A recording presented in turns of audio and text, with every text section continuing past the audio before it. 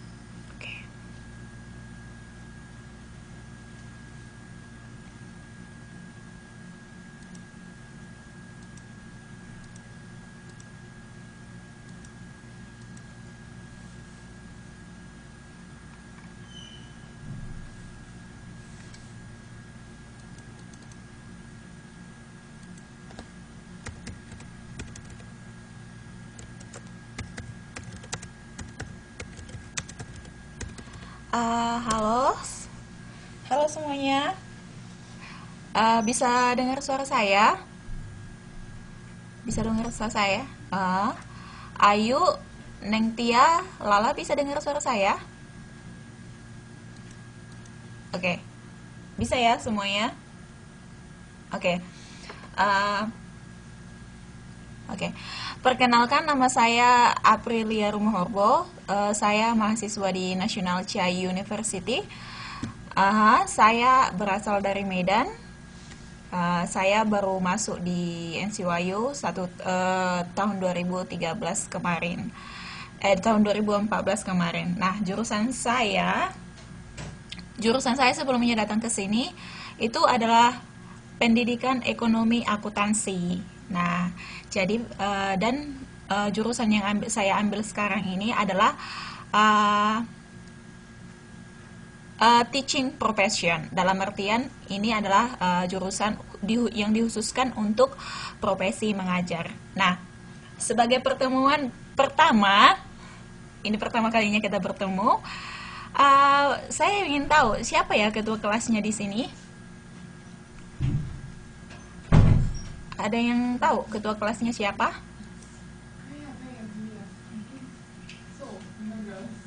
Teguh Susanti. Teguh Susantinya mana ya? Lala, Neng Tia, Ayo. Oh, belum masuk ya. Kalau boleh tahu berapa orang ya untuk angkatan satu ini kita semuanya?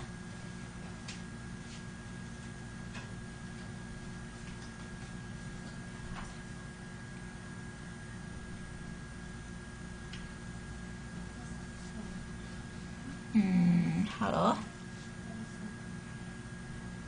Oh, 18. Oke, agak banyak juga kita ya.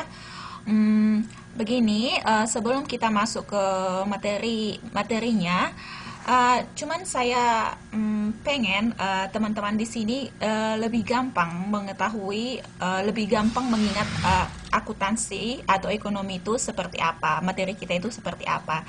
Jadi, di setiap akhir pelajaran kita, di akhir materi, eh, saya akan memberikan kuis. Nah, kuis yang akan saya berikan ini tidak akan lari dari materi yang saya sampaikan. Jadi, pada saat kita melakukan proses belajar mengajar, saya harapkan semuanya bisa hadir karena hasil kuis ini akan sangat membantu untuk nilai akhir kalian di kemudian hari. Kalau misalnya nilai untuk UAS kalian atau untuk ujian akhir semester kalian agak tidak mencukupi, nilai kuis ini akan sangat membantu kalian. Oke. Waalaikumsalam, Eka Nur Vitasari. Oh ya, nggak apa-apa.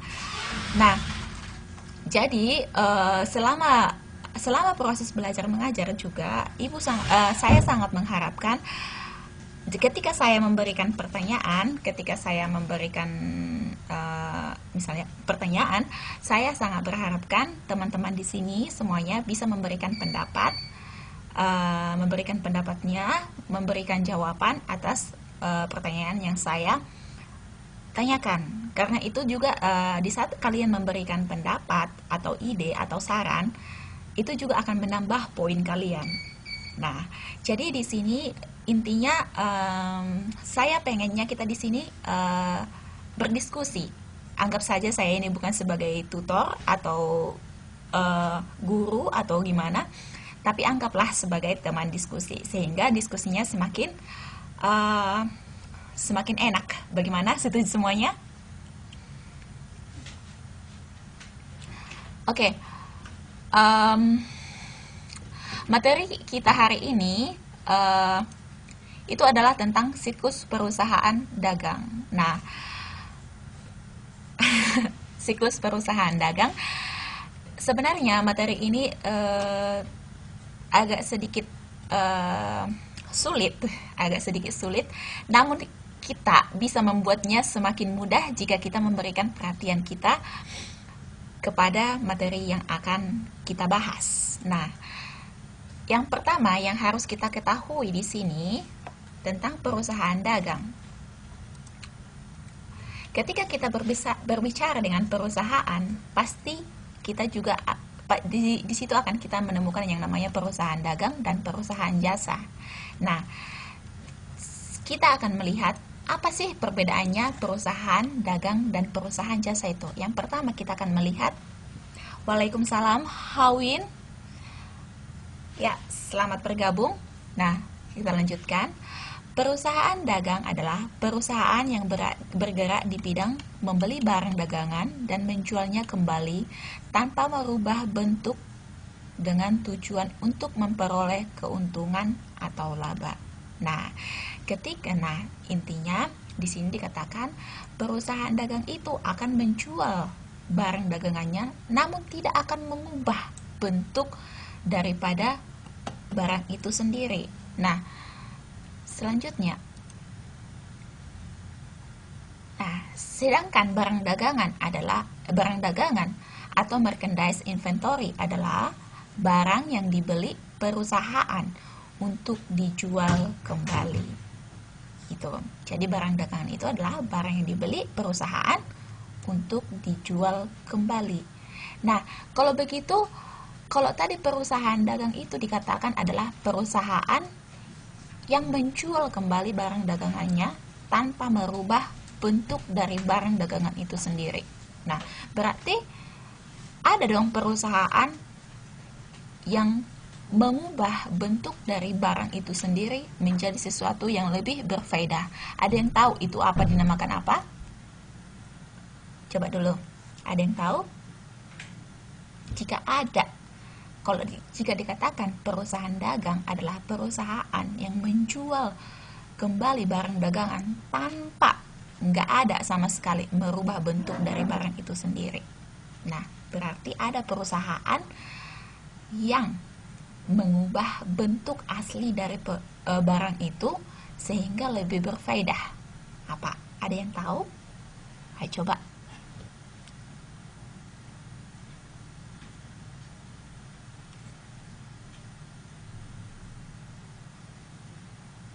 Coba dulu. Ayo.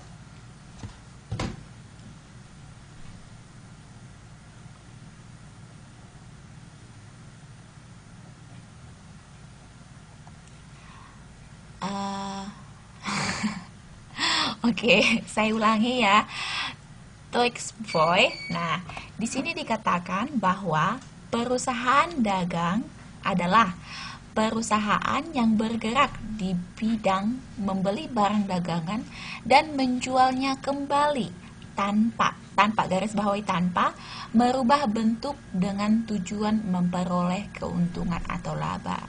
Nah, jadi jika perusahaan dagang itu menjual kembali barang dagangan itu tanpa merubah bentuk barang dagangan itu, berarti ada perusahaan yang mengubah bentuk asli dari barang itu sendiri sehingga lebih berfaedah dan dijual kembali. Ayo, ada yang tahu?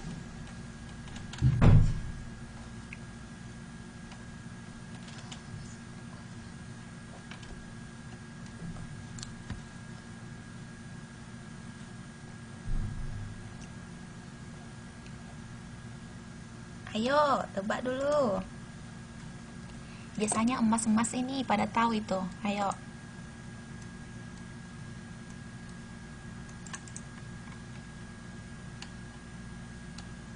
Gak ada yang tahu?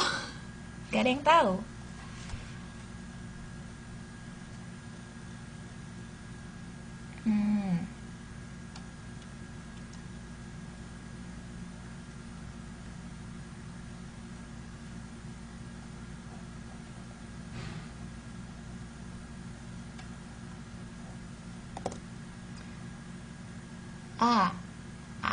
Ayo dibilang perusahaan yang membuat barang seperti makanan. Betul, betul Ayu. Tapi lebih tepatnya perusahaan itu dinamakan apa? Ayo coba. Apa nama perusahaan ini? Ayo. Jawaban kamu sudah betul, Ayo. Ayo. Nah, Pertanyaannya saya ulang ya, Agus Susanti.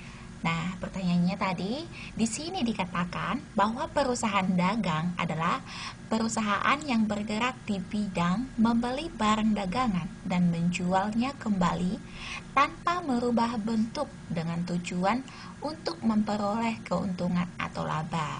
Nah, jika perusahaan dagang itu tidak mengubah bentuk dari barang itu sendiri, berarti ada satu perusahaan yang mengubah bentuk asli dari barang itu dan dijualnya kembali. Nah, perusahaan itu dinamakan apa?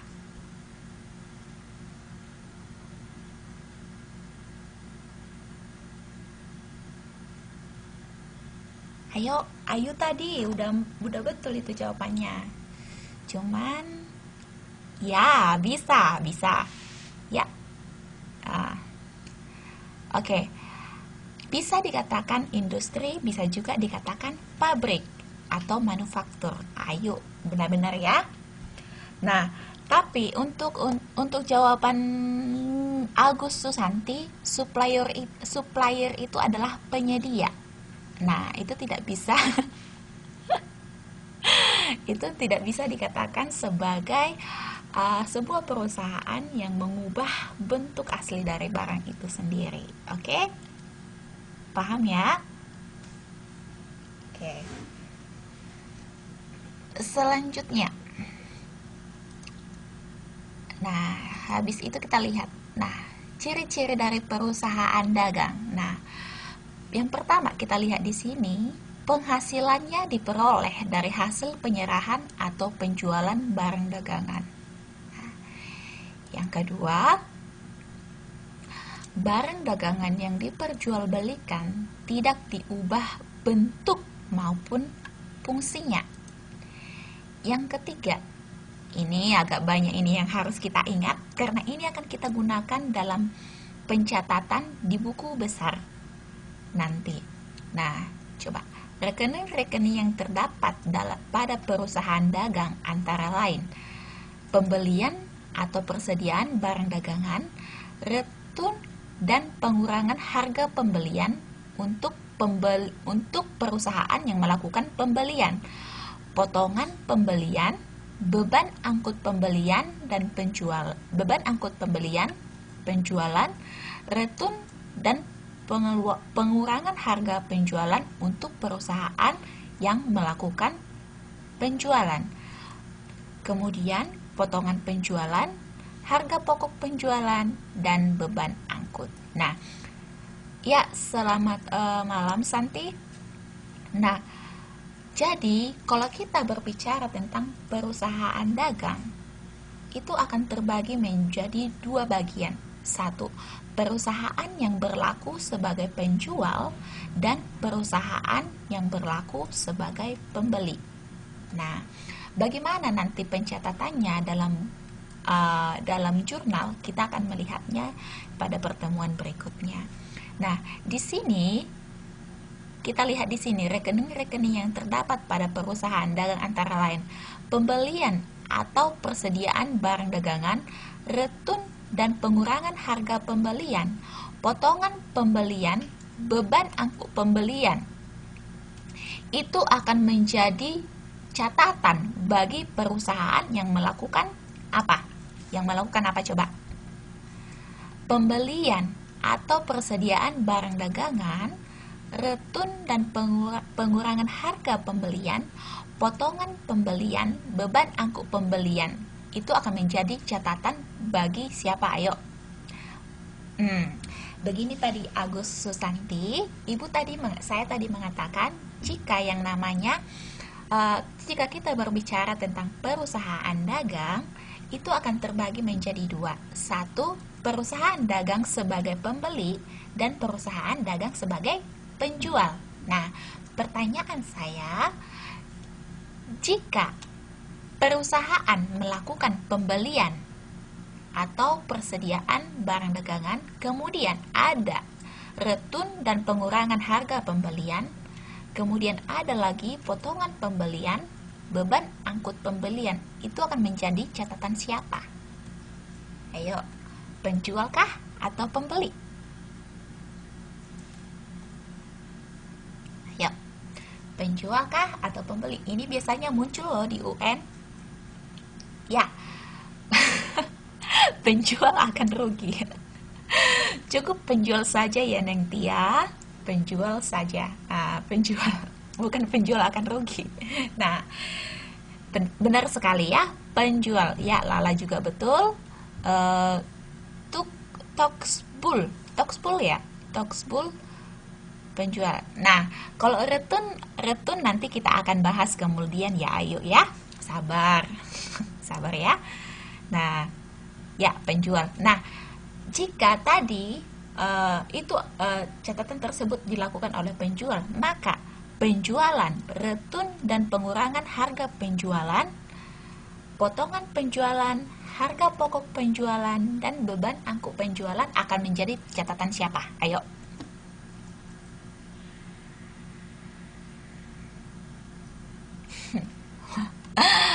Oke, yang tadi, yang pertama tadi salah ya, bukan penjual, tapi pembeli. Nah, ini tadi.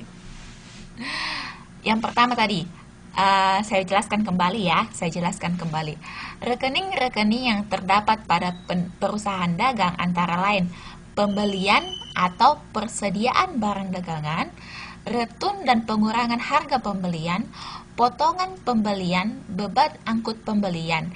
Itu akan menjadi catatan bagi si pembeli. Setiap ada kata pembelian, berarti itu akan menjadi catatan bagi si pembeli. Namun, jika ada kata penjualan, retun dan pengurangan harga penjualan, potongan penjualan, harga pokok penjualan, dan beban angkut penjualan, itu akan menjadi catatan bagi si penjual. Oke, paham semuanya? Intinya gini aja, jika ada kata setiap pembeli, berarti itu akan menjadi catatan bagi si pembeli. Namun, jika ada kata penjual, itu akan menjadi catatan bagi si penjual. Oke, paham semuanya? Oke. Waalaikumsalam Rianti, selamat bergabung. Oke, paham ya? Oke, selanjutnya kita masuk ke ciri-ciri yang berikutnya. Nah, beban usaha perusahaan dibedakan dalam dua kelompok, yaitu beban pemasaran dan beban administrasi umum. Nah, di sini coba diperhatikan, mana tahu nanti keluar di kuis. Nah, beban pemasaran adalah semua beban yang ditanggung atau dikeluarkan dalam rangka penyerahan barang dagangan kepada konsumen. Ya, selamat bergabung Dinda. Misalnya, gaji pegawai, beban angkut penjualan. Nah, ya selamat bergabung semuanya. Nah, yang kedua, itu ada lagi yang namanya beban administrasi umum. Nah, beban administrasi umum adalah beban yang ditanggung atau dikeluarkan dalam rangka pengelolaan manajerial perusahaan, misalnya gaji pegawai bagian kantor, pemakaian perlengkapan kantor. Nah, sekali lagi, kalau kita berbicara tentang beban pemasaran, maka itu akan termasuk ya Riri. Ya, oke. Untuk beban pemasaran, biaya buat pemasaran termasuk ya Riri. Nah, beban pemasaran adalah beban yang ditanggung atau dikeluarkan dalam rangka penyerahan barang dagangan kepada konsumen atau pelanggan. Misalnya, gaji pegawai bagian pemasaran, biaya angkut penjualan. Oke, paham ya Riri? Nah, sedangkan bagian administrasi atau beban administrasi. Nah, beban administrasi ini beban yang ditanggung atau dikeluarkan dalam rangka pengelolaan. Nah, pengelolaan perusahaan, misalnya gaji pegawai bagian kantor, pemakaian perlengkapan kantor. Nah, intinya seperti ini aja, berlebih cara gampangnya. Cara gampangnya saya kasih ya. Bisa Riri, bisa. Nah, cara gampangnya untuk mengingat kedua beban ini, beban usaha ini. Yang pertama, untuk beban pemasaran. Ingat aja, ingat aja, kalau yang namanya pemasaran itu berarti menjual. Nah, apa-apa aja yang bisa yang masuk termasuk dalam biaya-biaya apa aja yang termasuk untuk penjualan, berarti itu sudah termasuk pada beban pemasaran. Nah, kalau kita berbicara tentang beban administrasi umum, berarti kita berbicara tentang manajerial. Manajerial di dalam suatu perusahaan. Nah, berarti kalau kita berbicara tentang manajerial di dalam suatu perusahaan, berarti itu termasuk pada gaji pegawai bagian kantor, pemakaian perlengkapan kantor. Nah, intinya kalau kita berbicara tentang administrasi umum, itu akan berbicara pada bagian-bagian kantor. Ya, paham semuanya ya?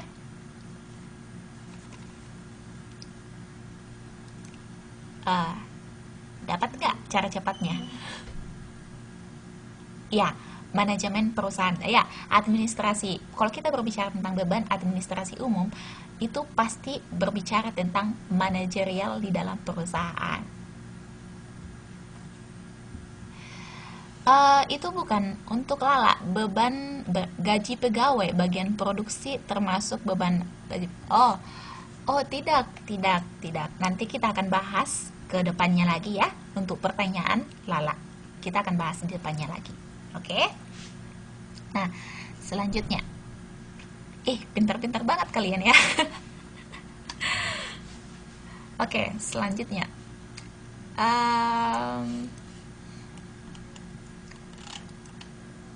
Ini, jika tadi kita sudah berangkat kepada perusahaan dagang, nah kita akan melihat perusahaan jasa. Karena secara umum perusahaan itu ada dua, ada yang namanya perusahaan dagang dan ada yang namanya perusahaan jasa. Semua pintar Riri, nggak ada yang pintar bohong. Oke, kita masuk kepada perusahaan jasa ya. Perusahaan jasa adalah suatu badan usaha yang kegiatan utamanya memberikan pelayanan dengan menjual jasa. Ayo, siapa yang bisa kasih contoh tentang perusahaan jasa? Ayo, tentang perusahaan jasa. Berarti kalau dia berbicara tentang perusahaan jasa, dia menjual jasanya. Ya, benar sekali. Pintar-pintar ya semuanya. Pintar semua. PCKTKI. Benar ya, Tok? Benar ya. Toksbul ya namanya ya. Takut salah sebut nih. Nentia juga ya. Benar ya, kantor pos. Terus Ayu juga benar ya. Bank juga iya. Ya. And Riri sama ya jawabannya sama Tuxbul ya. Oh iya, benar sekali Tuxbul. Penyedot WC itu juga penjual jasa ya. Nah, Riri juga benar, rumah sakit.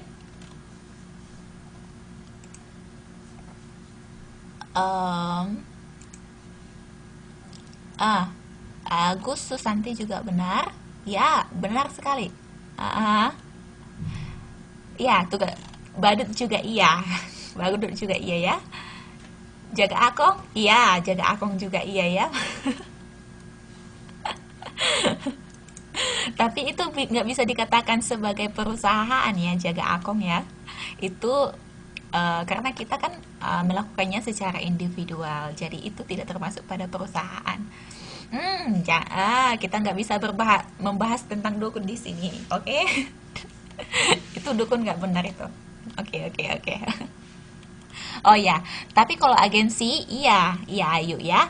Tapi kalau kita secara pribadi, kita nggak bisa dikatakan perusahaan. Tapi kalau agensinya, ya bisa kita katakan iya.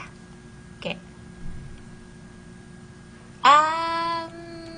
Sebenarnya kita seperti hanya apa dibilang ya, pelaku untuk melakukan memberikan jasa tersebut. Kita nggak bisa dikatakan sebagai uh, perusahaan jasa, tapi kalau agensi yang menyediakan, yang menyalurkan kita, itulah yang disebut dengan perusahaan. Iya, benar sekali Riri ya. Oke, kita lanjut ya. Semuanya udah paham banget ini kayaknya tentang perusahaan jasa ini.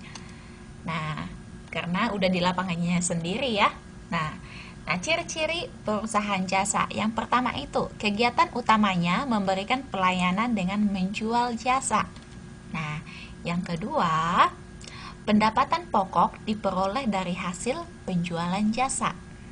Nah, yang ketiga, laba usaha pokok diperoleh dari hasil penjualan jasa dikurangi biaya-biaya. Nah, biaya-biaya apa nanti di pertemuan berikutnya kita akan bahas ya. Nah, yang keempat, akun yang timbul dari setiap kegiatan transaksinya, yang antara lain pendapatan jasa dan beban. Nah, ini kayaknya bukannya saya mengatakan itu nggak penting, tapi karena fokus materi kita adalah untuk perusahaan dagang, jadi itu hanya sekilas saja ya. Nah, sehingga secara ringkas kita bisa melihat perbedaan perusahaan dagang dan perusahaan jasa di sini. Yang pertama, ditinjau dari segi kegiatannya. Pada perusahaan dagang, membeli dan menjual barang dagangan.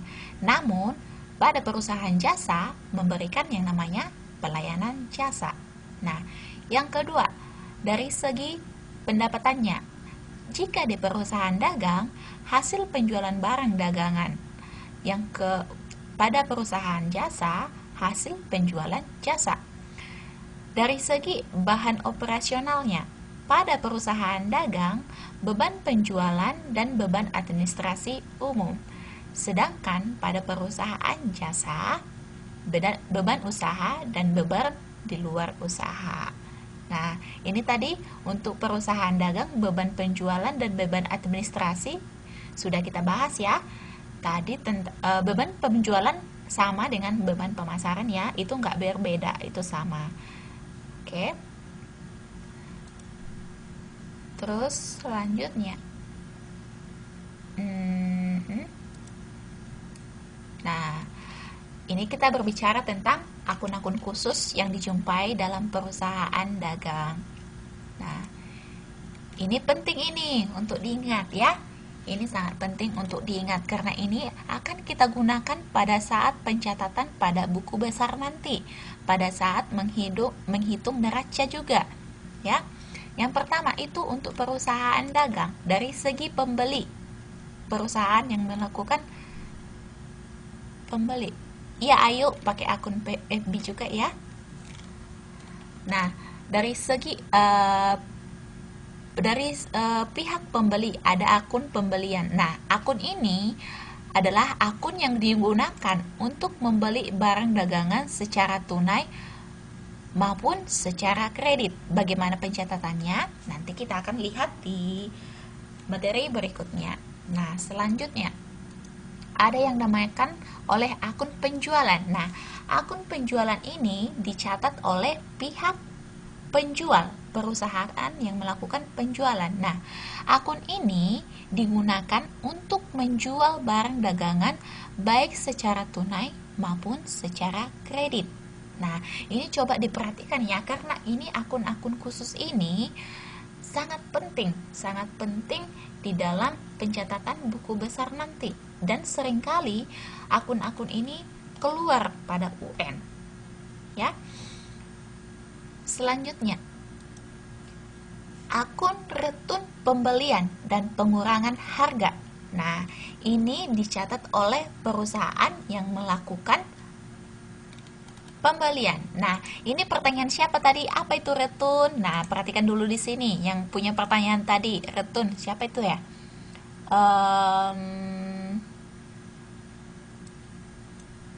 Siapa itu tadi yang punya pertanyaan retun? Oh, Ayu. Nah, kita lihat di sini. Akun retun pembelian dan pengurangan harga.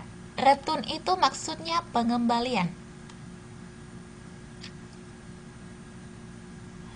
Oh, enggak Ayu, enggak Agus, enggak Agus, itu enggak termasuk ya, itu enggak termasuk. Oke. Coba di sini perhatikan tadi yang punya pertanyaan tentang retun. Retun itu maksudnya di sini pengembalian ya, pengembalian. Untuk Ayu, retun itu adalah pengembalian. Nah, jadi akun retun pembelian dan pengurangan harga adalah akun untuk mengembalikan sebagian barang yang telah dibeli kepada penjual karena rusak atau tidak sesuai dengan pesanan. Coba contohnya seperti ini. Misalkan saya membeli satu lusin buku buku bahasa Mandarin. Nah, saya membelinya dari suatu perusahaan. Kemudian perusahaan itu mengirimkan kepada saya buku bahasa Mandarin tersebut. Namun, ketika saya buka, ternyata ada beberapa buku bahasa Inggris di dalam pesanan saya. Nah, kemudian saya kembalikan buku itu. Nah, bagi saya yang melakukan pembelian, maka akan terjadi yang namanya retun pembelian dan pengurangan harga. Nah, pengurangan harga di sini maksudnya kita misalkan ya, harga buku yang saya beli itu adalah Rp100.000. Rp100.000 satu lusin. Nah, karena ada beberapa barang yang tidak sesuai dengan permintaan saya, kemudian saya kembalikan, maka perusahaan yang melakukan penjualan kemudian mengembalikan beberapa rupiah uang saya. Itulah yang namanya pengurangan harga. Ya, paham semua? Iya, kortingan. Benar sekali Santi. Benar sekali. Itu bahasa pasarnya kortingan, namun bahasa ekonominya adalah retun dan pengurangan harga. Oke? Wah, komputer saya agak sedikit apa ini? Tunggu ya, sabar. Nah.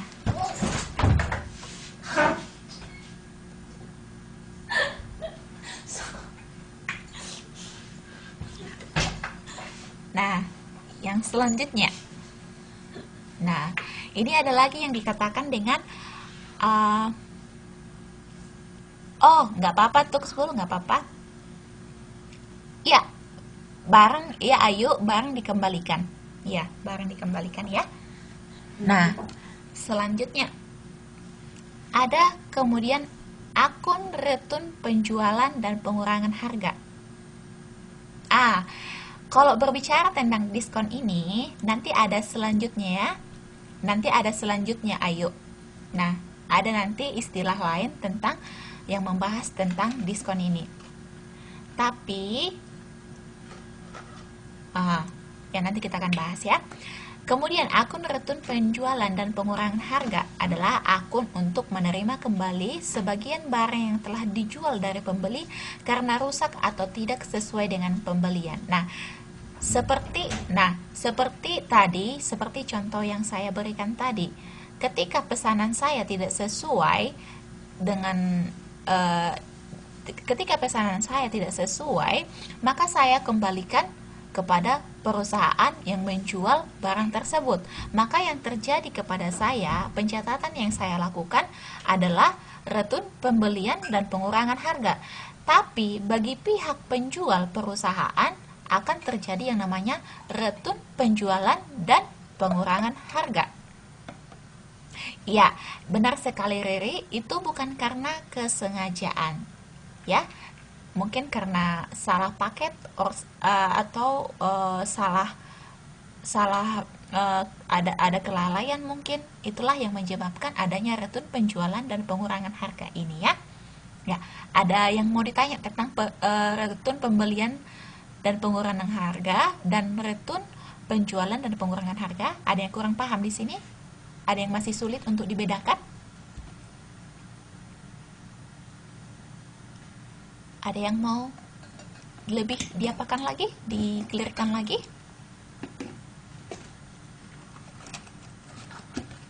Oke. Saya anggap semua paham ya. Oke. Selanjutnya, akun selanjutnya adalah akun utang dagang.